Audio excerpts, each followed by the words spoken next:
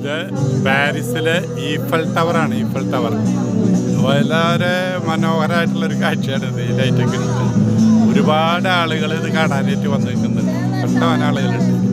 അപ്പോൾ ഇതുപോലെ ലൈറ്റ് ഇട്ട് കഴിയുമ്പോഴേ ഉള്ള ഒരു സൗന്ദര്യം ഉണ്ടല്ലോ, അതൊരു പ്രത്യേക സൗന്ദര്യമാണ്.